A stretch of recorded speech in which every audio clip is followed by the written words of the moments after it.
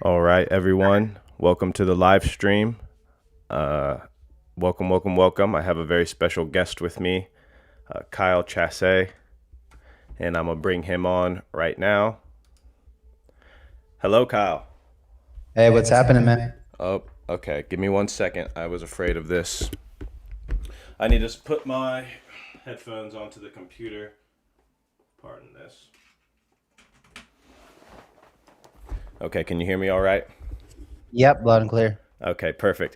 Welcome to Steak Podcast. Thank you so much for your time, agreeing to come on. And I'm just going to jump right into it because I know your time is very valuable. I know a lot more about you than you do about me. I've watched all of your live streams, I've watched all the interviews on YouTube, and I want to start because I want to make sure that we're talking about new things, right? I want to try to get to know the man behind the man behind House of Dow, the man behind Paid Ignition. I want to try to get an understanding of how your mind thinks. I want to take it back to kind of the progression of how this interview will go for everyone in the audience and for anyone who's watching. I'm going to ask Kyle questions. If you guys have questions as they come up, please drop them in the live chat and we'll try to get to them at the end. But I kind of want to go, beginning, present, and future, and start in the beginning. I know you got into crypto around 2012, but I'd love to learn more about Kyle before then. Where are you from? What's your educational background? Was there anything in your past that kind of led you to know very early on that entrepreneurship and technology was the path you were headed down? Cool. Yeah, so I mean, let me just mute these other things that are happening over here. Yeah, so I'm from California originally, and yeah, sorry, muting these things. Yeah, from California originally. Uh, I'm not sure exactly what it was, but I just knew like there was just a lot of things that I didn't really subscribe to that were kind of, that seemed to be the general narrative of what other people were doing. For example, you know, I remember that I remember in like after was it after yeah like summer after I graduated high school, um, or whenever it was, maybe it was senior year or something like that, when people were getting their, whatever it is that like students get their acceptance letters from colleges, universities. I just remember being at my friend's house and like them running out to the mailbox, excited to get like a letter for like a college application or something, and just really just being confused about when people did these applications and things, because it was just never something that was on my mind. For me, uh, all I wanted to do after high school was go travel, through Europe. So I did a couple of backpacking trips, two of them different through Europe, then one through Southeast Asia, through Thailand and Laos, Cambodia, things like that. And thought I was going to do that for a while, and then in between each different trip, I always had jobs that, paid really well, like sales jobs. Like I sold cell phones, worked at a gym, sold gym memberships, um, and and that was the best way that I could go travel again, was just basically, staying at my parents' house, making good money, doing sales, and then and both times I came back between trips, I tried college. So I tried going to college, like the junior college in Santa Barbara, and like I really enjoyed going there. Actually, it's a beautiful campus, like, nice to be there. I paid attention in class, but after I stacked my classes, so it would happen on like 2 days a week, like Tuesday and Thursday. And after school, I went to my job to make money, and then would go home, live my life or whatever, go back to my job or whatever it was, and then I would forget the night before school that I like had school again the next day. So then I just wake up and go back to school. I never really did my homework or studied for tests or anything. So I just kind of went to school to go to school and enjoyed being there. But when it came time to check grades and things like that, I never checked my grades. Both times I tried to go to, two times I tried to go to junior college, and it just didn't really work. So um, after my trip to Southeast Asia, uh, I kind of felt like I should do something. So I did go to some like kind of accelerated school that was geared toward teaching people how to do business. and I did that. So then after that, I just knew that I never wanted to go to university. I never wanted to be somebody who was applying for a job to a boss so I could show them my fancy university degree that would have to like be, work for them forever. I felt like I definitely wanted to be my own boss, and so that's kind of my my background. Growing up in California, and after this kind of accelerated business school, I went and got my real estate license and started selling commercial real estate, and that Okay. was good. That was good until 2008 financial crash, and everything kind of froze. Like I had in 2006 when I had a really good year. I was like, oh, this is. I didn't love it. But I liked it. Yeah. Um, and so I thought that this is something that I could definitely do. I thought it'd be good money, really good money for the first year out of kind of like as a career, whatever. And then that happened, and that's when I kind of got into the entrepreneurship and starting businesses, and trial and error, went through some different things, and yeah, I guess that's kind of the background. Yeah, no, this is actually a perfect place to interject because I know that a lot of your past experiences in business kind of have formed and shaped the way you've thought about, creating paid network and how you've structured it. And we'll get into that. But before we do, maybe you could just briefly kind of talk about, 2012 when you first found Bitcoin and kind of how you fell down the rabbit hole of this, digital asset, blockchain space, NFT DAOs, all of it, how you fell down that, rabbit hole. A whole Yeah. Um, so I guess there was something, because I didn't subscribe to like the general narrative.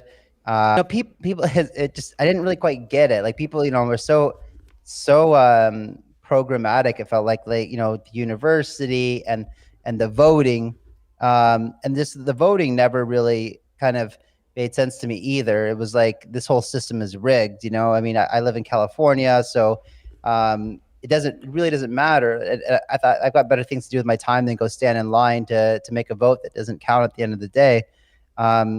And for anyone who doesn't really understand what I mean by that, if you live in California, it's always a Democratic electoral college vote. So it literally does not matter who you vote for. And people still feel they need to go wait in line to go do it. And I really liked, I mean, a lot of things that make sense to me. And I really liked, these quote unquote conspiracy theories. Like, I'm like, well, this sounds pretty legit. Like, how come you guys don't have answers for these things? Like the 9/11 thing, like, yeah, okay, maybe it's pretty far fetched, but at the same time, like, they're asking some pretty good questions that you guys could at least answer for us, And then I watched a film one time called The Zeitgeist, and that, that told me about the Federal Reserve and the money printing and how that was a rigged system, a system built on debt. So these were before 2012. These are things I learned, early on, and kind of frustrated me about the system in America. But again, felt powerless. Like, what can you do? What can you do as a citizen? You can't really do anything. You're really, vote doesn't count. You're powerless. Even everything is designed to be, and especially in like a huge system like that, it's designed to kind of stay the same. It doesn't really matter who's president, to be honest with you. Like, it doesn't matter if it's Trump or Biden or Bush or Clinton. Nothing really has changed. My entire life, I didn't matter who was president. Like my parents and myself, we lived the same exact way. And so I learned about Bitcoin in 2012 from Silk Road. It was just, so my buddy showed me it, and I was just like fascinated. The first time I went on the dark web, I was like, man, what is this? I felt like I was breaking laws just by going on the dark web, Yeah. But it was interesting. The whole thing fascinated me. It wasn't just Bitcoin alone. In fact, it wasn't even Bitcoin at that time that really fascinated me. It was more the dark web that fascinated me. But so that was the first exposure to Bitcoin. And then in 2013, this whole thing with WikiLeaks happened, where where basically they do the thing that they try to do all the time when they don't like what you're doing. And for a nonprofit like WikiLeaks, what they try to do was cut off all the payment rails to their nonprofit. So Visa, MasterCard, the banks, Western Union, all these guys said, hey, no more contributions to WikiLeaks as a nonprofit that didn't have any money, that would really hurt them. But Bitcoin existed at this time, and so someone said, "Hey, try Bitcoin," and money could start flowing in again. And I saw this happen, and this is my big aha moment when I realized, for the first time ever, people were able to circumvent the central powers that are controlling everything. Yeah, no, I completely agree and completely understand, especially your sentiments around the system and how you felt like this was an opportunity to move outside of that system. And I want to go before we jump right in. This actually is the lead into paid network because I kind of want to understand a little bit more about the genesis story and kind of the inception around paid network and what was your motivation. I know that you have Master Ventures, which maybe you can also just kind of give a breakdown for the listeners. Master Ventures and its relationship to paid network, and then House of Dow and kind of the triangle of the three. I mean, that's a lot to go into, man. Yeah, But the high level, very high level, because I want to focus on yeah, paid network. yeah. I mean, so I've been, you know, like I've been uh, thinking about like a revolution for a long time because of this whole idea. Like, I want to make change. I want to disrupt the system, but it can't really be done, in a big system that's meant to not be disrupted. So that's why I left the States. Uh, What year was that? 2000, that was 2017. Um, so a lot of this is, keep in mind, this is kind of how I grew up. A lot of this is in the back of my mind. I thought blockchain was key, especially when we started thinking about looking at DAOs and things like that. So like with, even with Ethereum, back in like early 2015, we're starting to see like how this DAO is forming and the centralized governance idea. And that was like a whole new paradigm shift of like, wow, we can actually have a decentralized governance structure. In more so ways than Bitcoin allows. Um, so, so so basically, since 2013, I started building, and to do high level, I've done everything in the space from, advising, investing, incubating, institutional investing, building token economics, marketing, PR, whatever. And so I've been doing that for a long time. And when things started to pick up and I need more help for these kind of things, I started building up Master Ventures, which was investment of my own personal capital and advisory and incubation. And so, and then 2019, I wanted to start building our own projects in-house. I've been in the space for, 7 years at this point. I had seen a lot of different projects go to market. I helped a lot of projects go to market, and I felt confident that we could bring our own project to market. So, I'm focused a lot on infrastructure. Like, what do we need to make this adoption thing happen? And so the first thing that Master Ventures built, Master Ventures is the first company in crypto company that I started, is Crypto Exchange Alliance, which, the tech took us, like, the whole concept I've been working on for like 2 or 3 years. And the tech just finished on that. So we have another team now working for this. This is non-crypto. It's an equity-based company that's like a infrastructure for exchanges. And because that idea, we already did the validation and the product market fit and things like that. I had some time, last year, 2020, middle of the year, still kind of bear market vibes. And I had, I'm in this court case that I've been in now for 5 years. Let's see, 2020. So that had been 4 years at that point. It'll be 5 years in August. So, so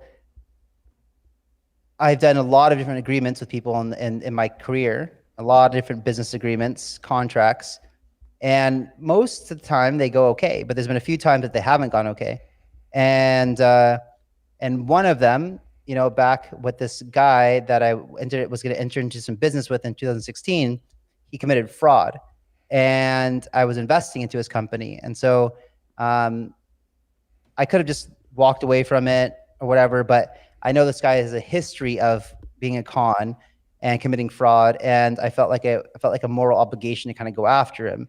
That's when I learned the lessons of the inefficiencies. I mean, of the entire court systems and the civil legal systems, attorneys and things like that. This is now almost 5 years later, hundreds of thousands of dollars later, and it's still not dealt with. And talking to other people, everybody has these stories. And when you're doing a deal with someone and they screw you over, they violate the terms of the agreement, you don't have recourse. You don't really have anything you can do. It just doesn't exist. So we still have, it's a really weird system. So we still have people, we're still super comfortable doing these agreements every day. And some people who haven't been through this experience think that this agreement covers them in some way or fashion. But the fact of the matter is this really complicated legal agreement doesn't really do much for you, because if I screw you over and you have this piece of paper, good luck coming after me. I'm just going to be disobedient. I'm not going to show up to court. Maybe you might win a judgment against me, but good luck getting me to pay you. Yeah. Just ignore it. That's the easiest way for people to do it. Just let the person try to go through. They're going to spend so much time and effort and legal fees and headache. They're just going to give up sooner or later. And then you talk to people in other countries like India, whose court system is like 1,000 years backed up. Forget it. It's not even possible. Africa, I talked to guys over there in Africa, everything's so corrupt over there that, it doesn't even matter if you're right or wrong, because somebody just pays someone off and you're screwed anyway in that situation. Like, the whole thing is messed up everywhere. So I realized this and just thinking, well, there must be a way more efficient way for us to do business, but just why aren't we doing it? And that was kind of the inception of Paid Network. Yeah, no, I'm very thankful. That was you painted the perfect picture, and that can set the framework for our discussion going forward. Which, for those of them who in the audience who may not know, I am a 1L at the University of Oklahoma, so very interested in the law, very interested in legal disruption. I first came across Paid Network through Mr. Business on Twitter. He was talking about, he runs Spectre Group. I don't know if you're familiar, but he was talking about D-Law. And when I saw this, I became extraordinarily interested. I've always, as I've been exploring this space since 2017, I'm of the class of 2017, I've always kind of been thinking, this technology allows for so much disruption. And in your experience in real estate, right? I'm a real estate agent as well. So it's like you have the title company, you have the lender, you have the agent, the broker, and everyone's just getting a little piece of it. And I'm, working on my second deal now, and things have started to go a little sour on this deal. And you start realizing, like, there is no recourse. They're absolutely, like, earnest money. At best, you might get a mediation and get it split. So it's like, there's no way to punish bad actors, and there's no way for people's reputation to, at least be manifested. And you've kind of highlighted that in just your anecdotal narrative there. You have an experience with the law, and like, I'm a complete legal outsider. Like, I don't come from a legal background necessarily, other than my education. And so you have a very unique experience as a businessman. Those pain points that you've just discussed, as we think about how software is eating the world, Bitcoin is eating banks, I see Paid Network literally as eating some of the transactional flow of corporate attorneys, because my understanding is, the software works by creating smart agreements. It's used very simple language. There's a reputation scoring system. There's going to be arbitrators. Maybe you can just talk about some of the mechanics of that network, and maybe how you see how you've designed the network to maybe integrate itself, or maybe completely disrupt the current sort of legal structures, if you will. Sure. I mean, people are we're so programmed to believe that that things are done in a certain way. We are, and really the legal agreement process has been so inundated in us that we really miss the big picture of how simple it is to make an agreement with one another. And a lot. I spoke to these two guys that are film producers from France. They just wanted to have a chat with me the other day, to talk about the problem that they were having doing, co-producing films on a global level. And they said they're asking me, like, well, what happens? Like, don't you think that you need arbitrators that have a unique expertise in a certain vertical? And I thought, well, let's talk through some examples, because I thought about this a lot, and I believe that your average person typically has the competency to tell who's right or who's wrong in a situation. I said, let's walk through some examples, because usually it's like, okay, you guys agreed to this thing, and that guy's going to pay you this much to deliver that thing on this date. Typically, that's kind of how agreements are. I mean, some of them are a little bit different, but like that's usually what it is. And it's either the person delivered or they didn't. They're late or they're not. They have a valid reason or they don't. And these things are really, really usually pretty obvious to tell, like who was right or who was wrong in the situation. So whenever we negotiate a deal, the deal's done in layman's English, very simple terms. In fact, it's like bullet point types of terms. But for some reason, when we go to sign this deal, we then feel a need to put it in some super complicated, very long legal agreement. Why do we do that? Well, I don't know. It's just the way that things are done, But no, what if we made deals in the same kind of context of the way that we negotiated them? So instead of being 15 pages of legalese, it's a half a page or 1 page or some bullet points, a very, very simple agreement. And then, create this, what we're calling these smart agreements, which are basically just kind of like a full feature set. You have the standard agreement that this kind of like that you're using, standardized kind of almost template that just fills out all your information. And then if things change, like in the course of our life, like let's say that I'm going to build a website for you, and I tell you that I'm going to have it done in 2 weeks, and it's going to cost $5,000. So we agree on that. We agree that it's going to be 1 page. It's going to have these sections, whatever. You put the money in escrow. I start doing work. I told you I was going to deliver in 2 weeks, but all of a sudden, like, all of a sudden something happened. Like, my mom died or something. So then I'm like, hey. So then I would be like, hey man, listen, is it cool if I get it to you a few days later because I have this family emergency I need to attend to? And you just might say, yeah, that's fine. It's okay. And so we can have this immutable transaction messaging in the app, because sometimes agreements change and people understand that, or at that point you could have said, hey, no, I really need it done. Like, I need you to give me money back so I can move on and find somebody else, or maybe you were cool with that. But either way, like, it's all in a message history so we can see the communication. And if then I went and attended to my family emergency, and then you said, hey, dude, you said you were going to, in the contract, you said you were going to give it to me by this date. And I said, yeah, but you told me I could. So then you want to open a dispute. Then we have these decentralized arbitrators who can come and look at the evidence uploaded by the two parties. They can see the transaction or the communication history and see what our communication was. So it's like having all these tools, the escrow, the communication between the two parties on an immutable type of ledger where the conversation history is tracked. So we can keep track of these really important points that really could change the terms of that initial agreement, which you don't really have in standard legal agreements either, because you and I can make an agreement. We can hop on the phone, talk about something else. I think that you are cool with these terms, but then we just have this piece of paper in the legacy world that says, no, it wasn't. It's not in writing. So I think the whole platform that we're building is much, much better on so many levels. And it just, disputes should be settled in a quick and efficient way without a whole, but it shouldn't take a lot of your time and effort in your life, because we're all busy. We all have things to do. Nobody has time to go deal with the traditional legacy court system world. Nobody has that time. And so many questions, and I'm just going to start diving into them. But how are arbitrators chosen? Yep.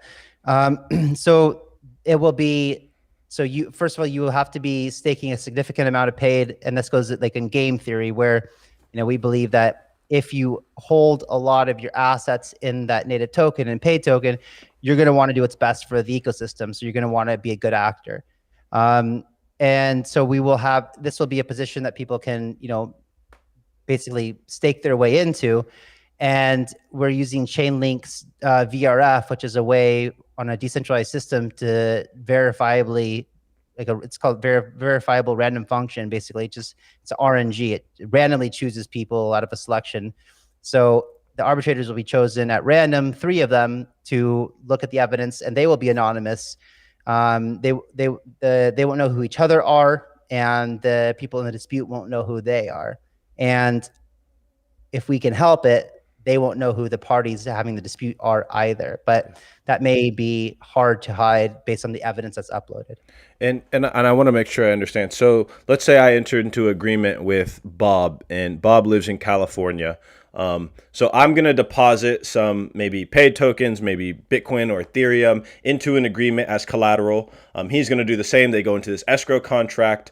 A dispute arises, it gets arbitrated, a decision's rendered, and at that point, the agreement will kind of automatically, based off the arbitrators, disperse the funds to the party they decide it belongs to. Correct?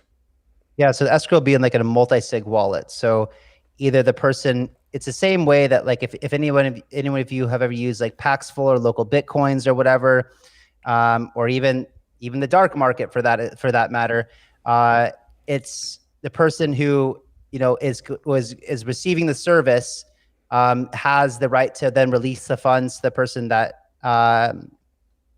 the person that was paying, and then or the arbitrators have the ability to release those funds to one party or another as well. Okay. So what I really like about this is I see parallels between, everyone talks about Bitcoin as apolitical money and removing power from the state. And, the legal elite might not like this, but it's essentially like software is replacing the powers that have traditionally been reserved for the state. Would you agree in some ways? In some ways, because we're not disrupting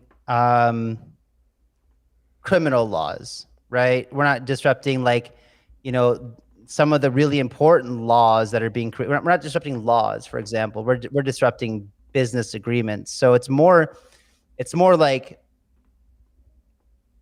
really removing that because it's ridiculous that the court. I believe the court and the judicial system should be used for criminal types of behavior, that are really serious, and like civil disputes should be handled, out of that system because it's way too inefficient. So, I think that there's a lot to work on in the actual legislative and legal system when it comes down to lobbying and laws, and that needs to be disrupted for sure.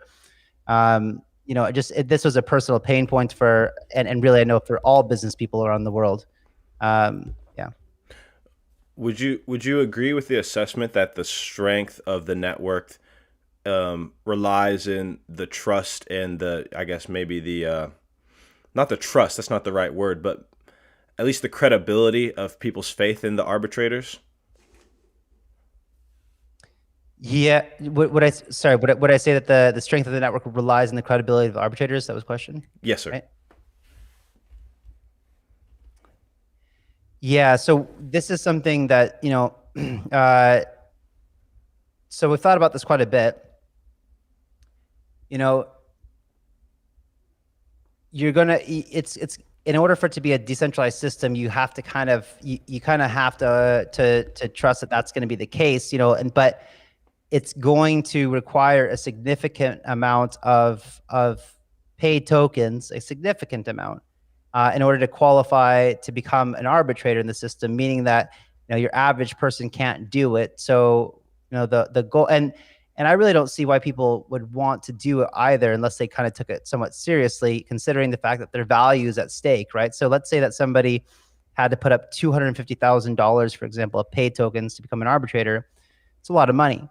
And the last thing that they want to do is have people start bitching and complaining about how useless the arbitration system is within paid network. If that's the case, their money is locked. It's at stake. And if people start losing trust because the arbitration system is horrible, there's no justice being served, people are going to start losing faith in the system, and selling their tokens. Price will drop. Demand will drop.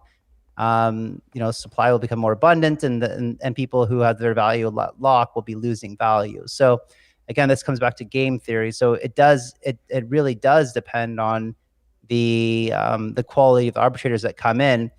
There's things that I've thought about to prevent bad actors in that position. Like, let's say that you got 3 arbitrators that are always called on every type of case, but one guy, because we'll keep track of the arbitrators who voted yes, who voted no, who voted Bob, who voted Alice.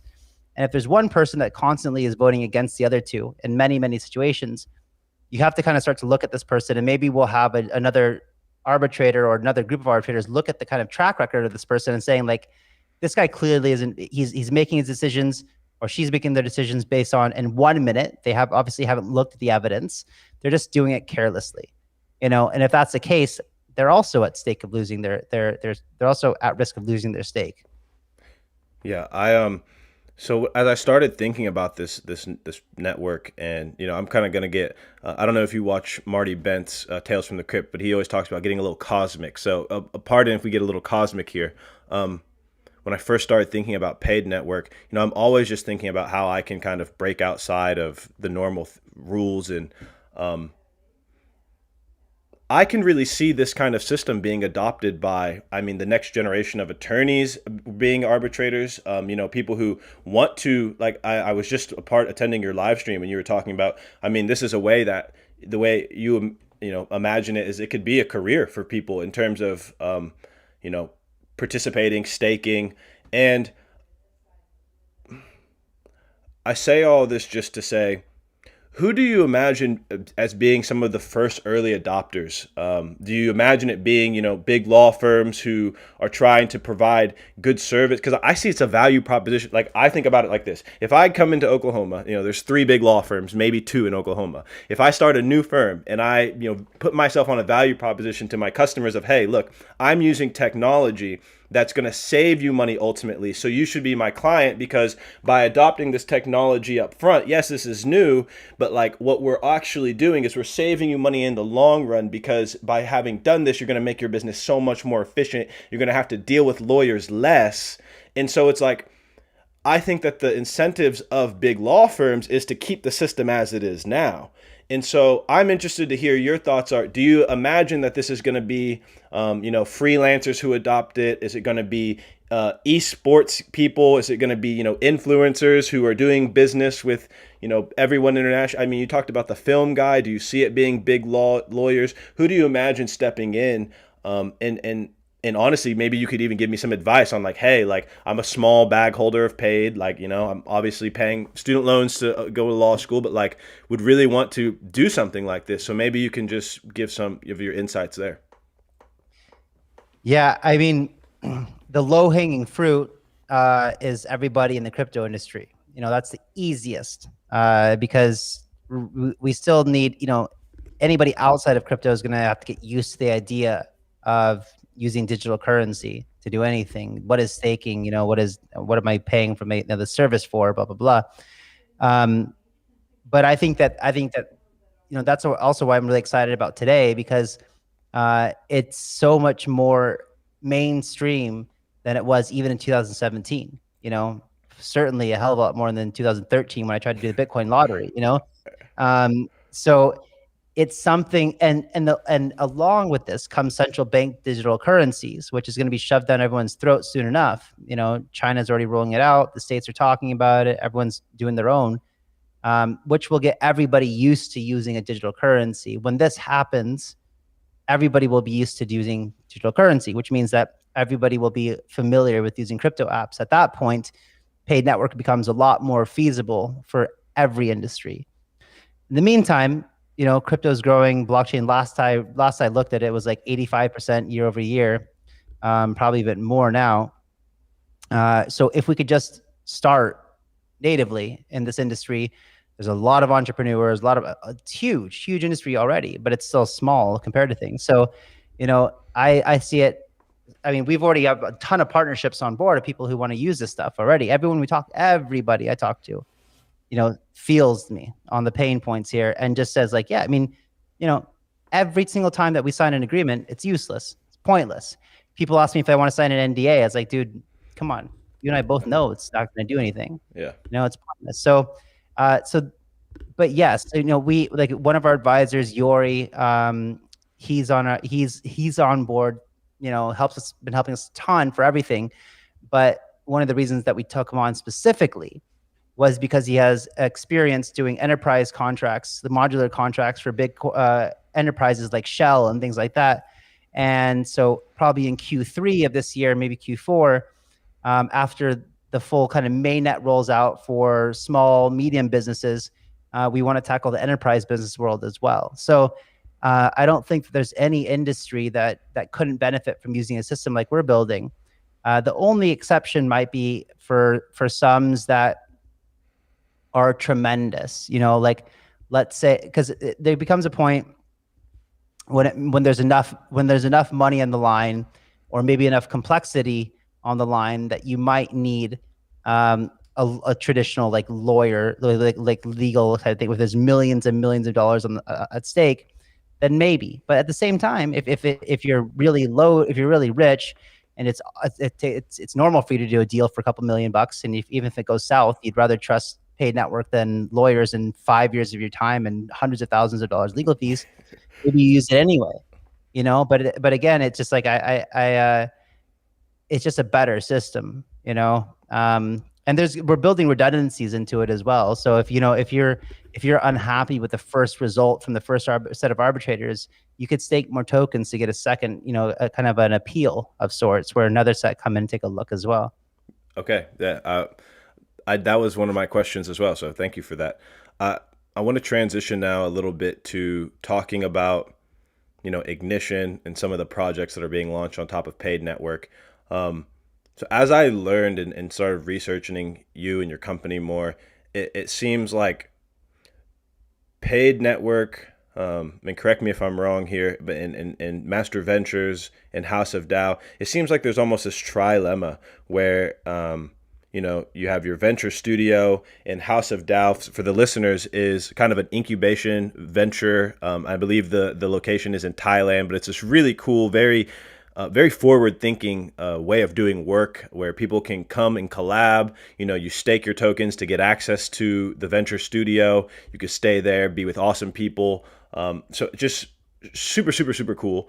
And Paid, I see these projects that are being launched on Ignition as like all part of this big ecosystem, whereby people who participate in the network, it's almost like being part of a republic in a weird way, if that makes sense. And so I'm interested to hear your thoughts about, well, before we get too cosmic, I just want to hear about, tell us about Ignition, tell us about Shadows, the projects that are launching on top of, and sort of what is your mission there, and yeah. So I've always wanted to, like, I saw what happened. I take this industry, like, I have a lot of fun, but I take it very seriously. Like, it's my life, And I sold my company, like I told you before, in 2013, bought Bitcoin, and by late 2015, early 2016, I realized I never would have to work again in my life if I never wanted to.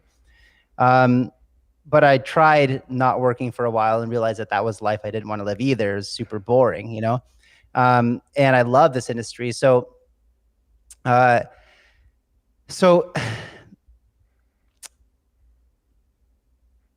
yeah, so basically what I,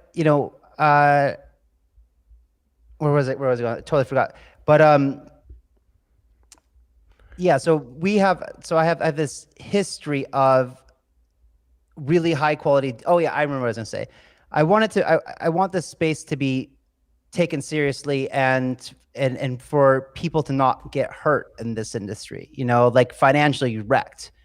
And in 2017, we saw a lot of this, a lot of scams, and really, and you also saw projects that just raised a lot of money that maybe initially their intention wasn't to be a scam, but they raised $50 million and things got a little hard. And so they just said, well, I'll just give up. At least I have $49 million left. And so, why do I need to work anymore?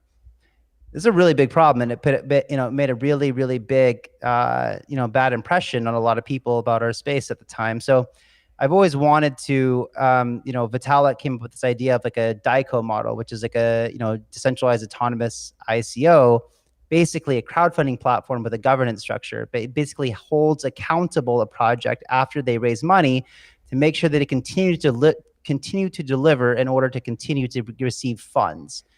And so ever since I heard this beautiful idea, because I love crowdfunding, um, I'll just go back a little bit to my history. Like, when I was trying to be a young entrepreneur back in the day and start thinking about a business and like, oh, you need to go raise money. How do you do that? You go to an angel and you go to a VC. And by the time the VC takes over, you got 15% of your company left and they make all the decisions. I'm like, that doesn't sound like my company anymore. So I always thought like, so crowdfunding came along. That's an amazing idea, amazing idea. You can get a bunch of people from all over the world who just have a little bit of money to invest in you to give it to you, believe in you, and give them an opportunity to reap the rewards if you do really well. That's a beautiful idea. And you don't have to give up control of the company, for example, or the idea as a crowdfunding model. So I've always wanted to do this. And the idea of paid network came out, initially, and we built the MVP for it, but there's a long way to go before we build out the main net for paid network for the legal agreement side of things, or the smart agreement side of things. Well, I've been in the space long enough to know how important it is as a project to stay relevant and in front of people's faces on a regular basis. We cannot have a full-fledged DICO model or community governed crowdfunding model until we have things like arbitration, escrow, and governance in place, which again is probably going to take us 6 to 9 months to build out. So in the meantime, let's take the simple version or the ungoverned version of the DICO model, the crowdfunding model, and let's launch Ignition. That way, in a bull market, we can stay relevant and use the experience that we have from Master Ventures and myself of sourcing deals, since 2014, and bring that to our community, and give them an opportunity to participate in some of the highest quality projects that are launching, moving forward. So I think that one thing that sets us apart is my background, my background, my team's background, and the history and the track record for Master Ventures. So Master Ventures, if you go to our website under portfolio, it's very transparent of what we've invested into, and I mean it's an impressive portfolio. It's a good track record, and I think that's one of the things that definitely distinguishes us from any other type of crowdfunding platform or ideal platform where you have that experience. And we vet projects before they launch, and we make sure that they have a team. We make sure that we know who that team is. We make sure that they have some type of code written. We make sure that, that has a good use case.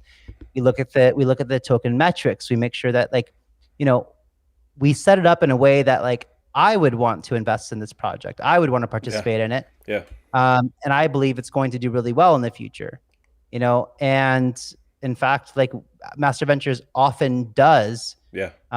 Or so far, I think that everything that we've lined up for, we have, invested Skin in into the game. So, yeah. We're leading this, and then we're offering, and then we're going to launch it on Ignition. So we have skin in the game of everything that we put out to the community. I from watching from afar, I just appreciate how much integrity you have in the way you operate, and your constant communication and being, transparent with everything, and maybe arguably too much at times, you really alpha leaks. I really highly encourage people to, subscribe to your channel, and I'll have all that in the description. I'm going to take these last, we got about maybe 10 more minutes, hopefully, unless you have to run. Do you have 10 more minutes? I got it. It's fine. Okay. I want to take some time to be maybe a little selfish, because I think you're just so smart. And I've heard your advice to young attorneys. I want to hear your advice to me. I do. You kind of get a sense of what I'm about, what I'm interested in. I'm a 1L. I'm really trying to do something new. I care a lot about this space as well. And maybe if you can try to generalize it as well. But I mean, I want to be extremely selfish right now and ask, what is your advice to me? What's a 1L? It means you're in your first year of law school. It means you know nothing. Okay. You got 3 years, so I got 2 more years. You got 2 more years. Okay. And so what I've kind of been structuring in my head is kind of what I've heard you talk about, the Staked podcast, is my platform for being able to learn, to talk to people, create my own personal brand, but also to the advice I've heard you've given is, this industry is just so new. If you're a lawyer, you can go and kind of skip all this, just by going to a conference, handing out your business card, being like, this is what I want to do. So if you can maybe even give me the next level deeper, like, that next hack that will really prepare me. So when I'm ready to do that I'm ready. Yeah. Look at like, so, I'll give you an example. So Mike Miglio, he's the CEO of Bridge Mutual. Mike, when I met Mike, like, he's young, man, like probably fresh out of law school, but he didn't care, man. He just went to, that's exactly what he did. He just went to, like, it's exactly what he went to a conference. That's what I'm pretty sure that's where I met him. I can't remember now. It was a while ago. But he's like, yeah, I'm a crypto attorney. I'm like, damn, cool. Like, there wasn't hardly any around. And especially if it was, if it was someone that was maybe a little bit more affordable than the $700 an hour guy, that, because there's only one big firm in town that's doing it. But regardless, everybody in the industry needs some type of crypto attorney. And dude, man, I'll tell you what, we're trying to set up a fund for Master Ventures right now. So Master Ventures up until this point has been private equity, my money. But for the first time, we're actually now trying to set up an LP fund, a proper venture fund. And it is so complicated. Like, you can't even, I can't get a straight answer from anybody. Oh, you got to do this and that. And it's super complicated and blah, blah, blah. It's a nightmare. I'm like, man, I know a bunch of people want to give me money right now so I can invest it for them. Like, just tell me how to do that. And they're like, oh, well, you can take crypto, take cash. I was like, I don't even want to take cash. Oh, that's even more complicated. If you want to take crypto, fuck. Like, this is so there's, anyway, that's my little rant, because I'm like, dealing with these guys again, these lawyers again. Yeah. They're the worst. Real estate agents and lawyers are literally some of the worst. And I'm in both these industries. I don't know what it says about me, but don't forget it, used car salesman, man. Oh yeah. But yeah, no, like, so for you, what I would do if I were you is just take your time in law school to learn law, but specifically apply it toward crypto, so when you come out, because that's super useful, like, to, even if you wanted to start your own company, like, to make sure that you could just do all your own legal stuff and not have to retain that attorney, setting up your jurisdictions, making sure, knowing what you can and cannot do. And there's so much that you can do with it, but just apply everything that you're doing with that mindset of what you're going to do, and take the time while you're learning to learn, like, what kind of niche you kind of want to be in as a crypto attorney as well. I can't really tell you which kind of niche you should pick, or if that's what you really want to do is law, but like, it just seems like more interesting, because you're really just giving people advice in crypto of like, yeah, you can and cannot say that, you can and cannot do this. There's not really a whole bunch of like litigation, it seems like. Maybe focusing on international law is probably a lot more important than domestic law. My advice for everybody is just ignore the United States altogether. Like, why would you want to? There's so much money and business in the rest of the world. If you're the one country that's gonna mess with you severely if you do something that, if you so much as sell a token to an American, like, they can come after you. Yeah. So international law would be much more relevant, considering that you're interested in crypto. But in a more general perspective, yeah, that's the thing. It's like, exactly, you can graduate law school. COVID hopefully will be over by then. And you can go to a conference and just start handing, like, because you should be, confident. You have 2 more years to learn, and really, nobody knows what the fuck the laws are for crypto, because it's always evolving and changing, every single day. So by the time that you graduate, you probably will know, what the laws are at that moment and what people can and cannot do. Yeah. I pretty much know what the laws are, and I don't even attorney, just from my attorney telling me what I can and cannot do. It's not that complicated. So yeah, that's my advice. Is the same thing for every other business too. It's still a new industry, and it's still growing so fast that there's so much demand for these services in the industry. Like, it's the same thing for developers. Like right now, if you're a developer watching this show, go learn Rust. Go learn Rust. Yeah. In You would say 2017, choose Rust over Python or Java or any Rust is the one? yeah, because I'm telling you, I've been trying to hire a Rust developer forever, a Rust blockchain developer. Okay.